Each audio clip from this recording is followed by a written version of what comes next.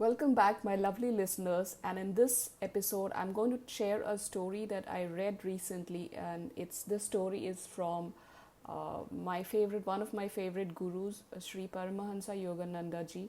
I keep reading a lot of his books, and this story is one of his books. And actually, I'm reading out the story because there is a message in this story, and yeah, of course, all the stories do have messages, but I love the story because I'm also going through a phase where I want to reclaim my power or come into explore that full potential that I have, and this story resonates so much to me at this time, and that's why I thought of sharing this story.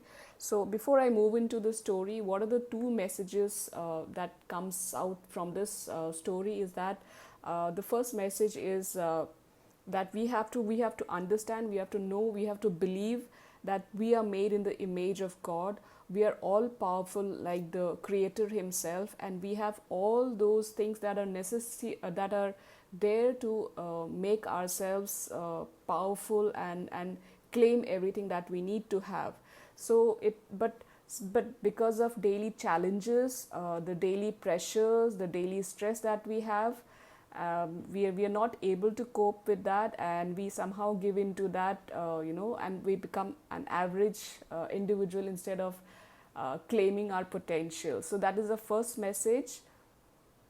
The second is, it's a very important message because many a times I have read in different quotes like you become who you hang out with.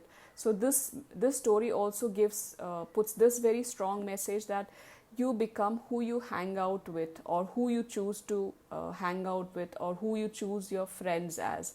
For example, if you aspire to be a leader, you have to move around or choose friends who are leaders in their own fields.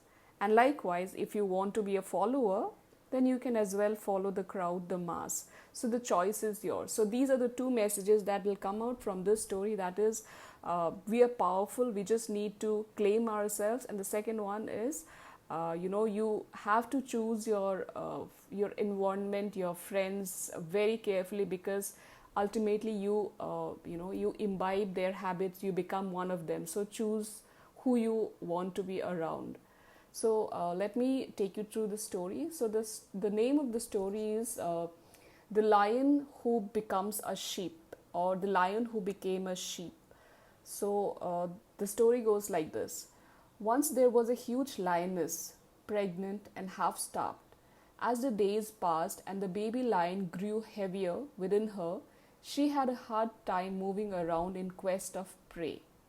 Even when the lioness successfully stalked some creature, she wasn't quick enough to pounce, and so failed every time to capture her prey. Roaring with sadness, heavy with the baby lion, and pining with hunger, the lioness roamed through the forest and finally fell asleep in the shade of a grove of trees bordering a pasture. As she was dozing, she dreamed that she saw a flock of sheep grazing.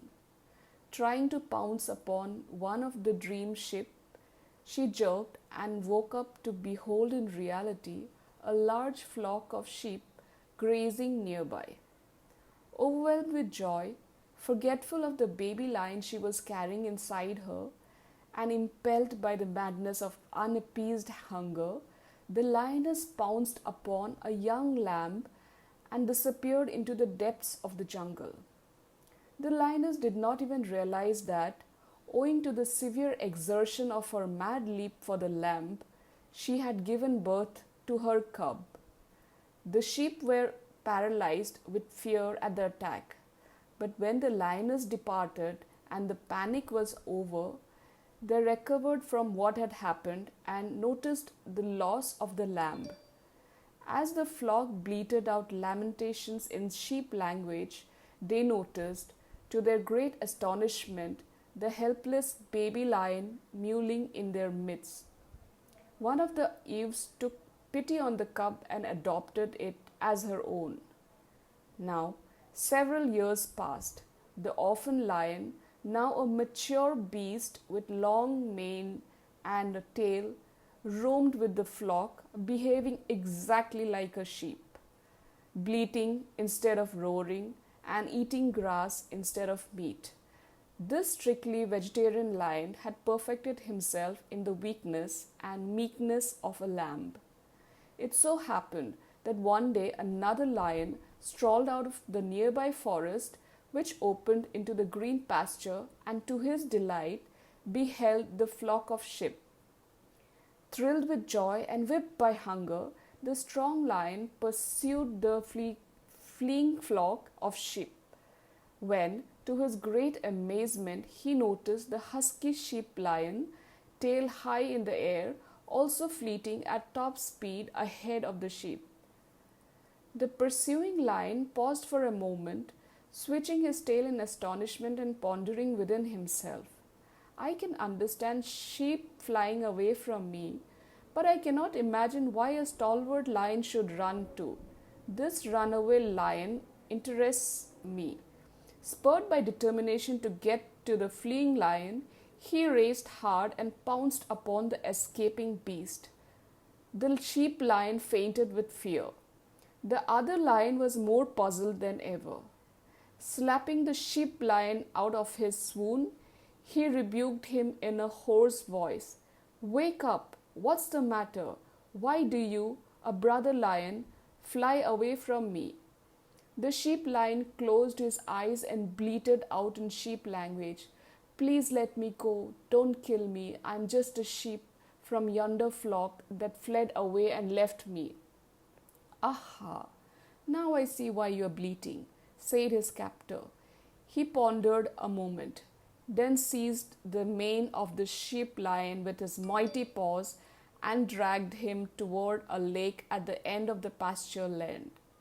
When they reached the shore of the lake, he pushed the deluded creature's head over the water so that it was reflected there, and began to shake him violently.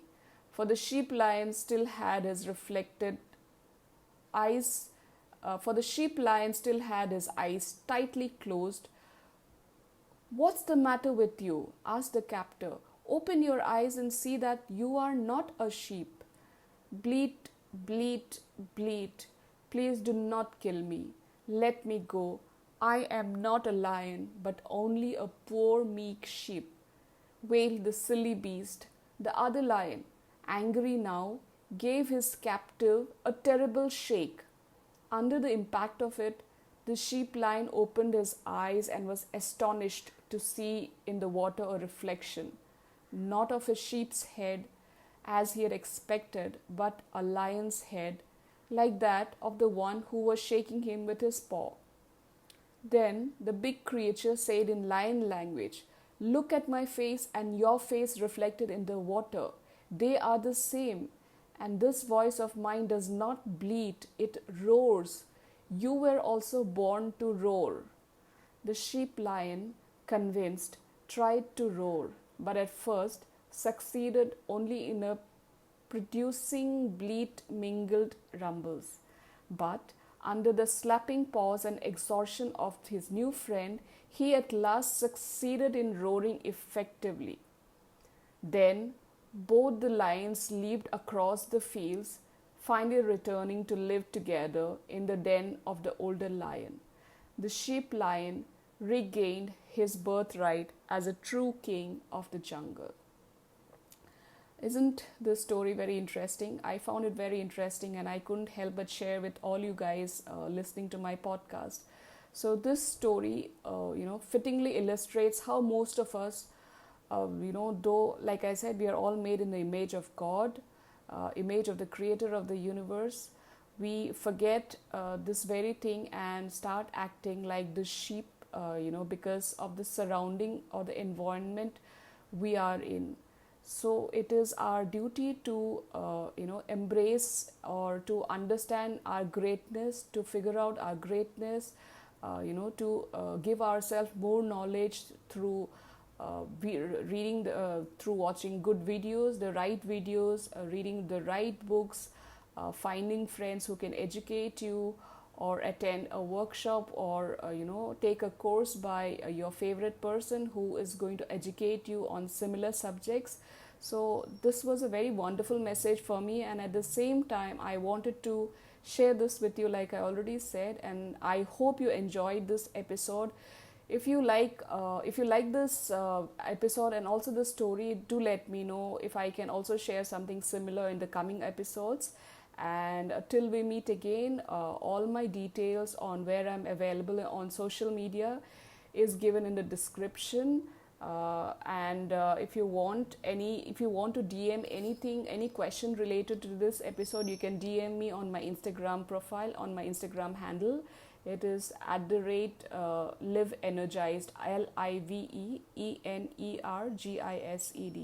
So you can reach out to me there. And till we meet again, hope you have a happy, great, productive, successful day. Bye.